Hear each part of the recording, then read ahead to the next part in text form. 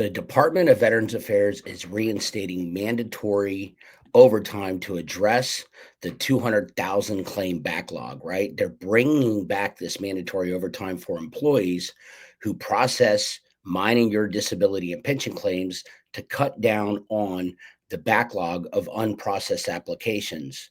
Let me stop right there. This is dangerous because it's going to lead to burnout.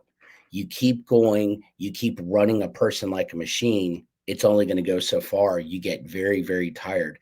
They've tried this before. They took it away in 2024. Now they're trying to bring it back. I don't know that this is the solution. Okay. Employees at the Veterans Benefits Administration, they will start mandatory overtime hours starting next week. Okay. An American Federation of Government Employees official told the Federal News Network that veteran service representatives who adjudicate your claims and rating veteran service representatives, RVSRs, will have to work 10 hours of mandatory overtime by the end of May. So by the end of this month, rating quality review specialists will have to work 8 hours of mandatory overtime before the end of the month. Starting in June, VSRs and RVSRs will work 25 hours of mandatory overtime a month. RQSRs RQRSs will have to work 20 hours of mandatory overtime, right? The VA press secretary said in a statement that mandatory overtime for rating claims processors will start Sunday, May 18th. This is the right decision for veterans, he says, who have waited too long to get the benefits they've earned. You're right. We want things to go quicker. Things we have seen a drop in the wait times. There is still a 200,000 claim backlog. However, how about burnout?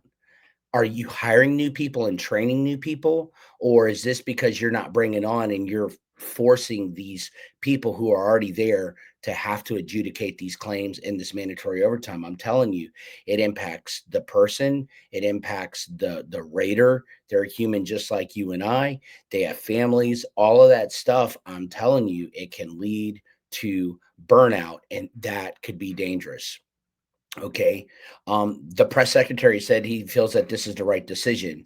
The AFGE official said that mandatory overtime is meant to reduce a backlog of unprocessed claims. Okay.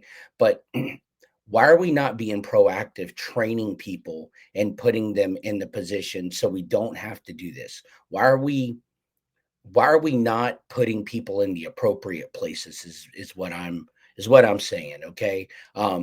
You're forcing the people that you have, cutting back the workforce. But again, we showed a year or so ago that this proved burnout and that people got tired, that people quit, that there were RVSRs that were saying, man, I'm tired. I'm burnt out. They're requiring this. I'm done. I'm putting in my 2 week notice. I'm out of here. Or I'm just quitting. I'm burnt. I'm burnout.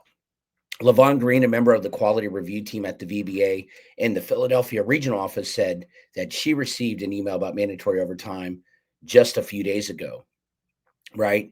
Green, an AFGE Local 940 member, okay, said she's concerned the mandatory overtime, in addition to a return to office mandating plans to cut more than 80,000 jobs from the VA, will cause burnout from among her workers. They're making decisions that are in opposition of one another.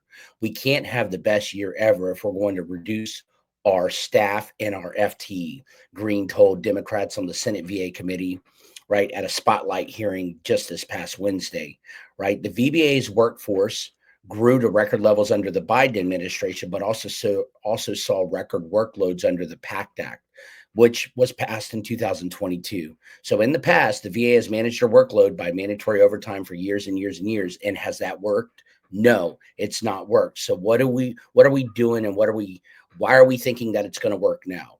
We thought with the passing of the PACT Act and the additional staff that was going to be provided to us, we would be better able to manage our workload. But did that happen? No, we still have a big backlog. Doug Collins, VA Secretary, told members of the House Appropriations Committee on Thursday that the department had a claims backlog of about 260,000 or more claims at the start of the Trump administration, and that number has since dropped roughly 21%. We didn't add any employees. We didn't add any more money to do that. We just got it done because this is the problem we're seeing. Okay, you're getting it done, but are we getting it done at the expense of people are we getting it done at the expense of burnout?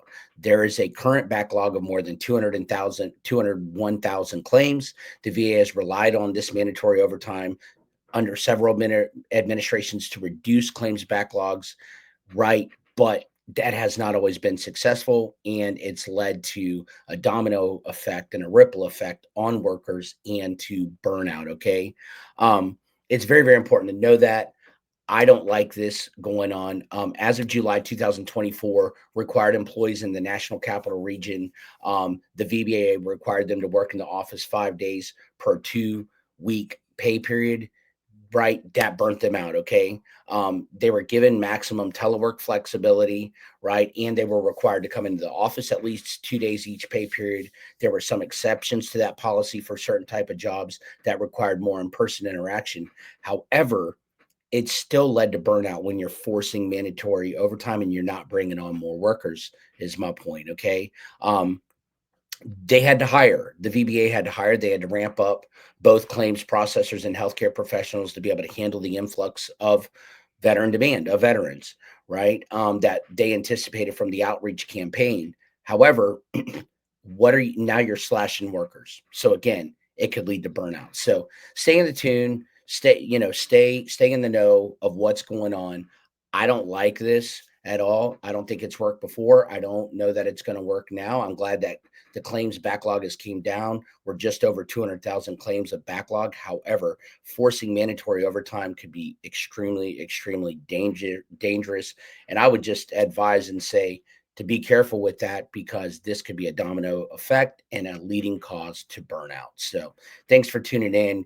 Like, subscribe, comment, hit that notification bell, share this out with someone that can use this information.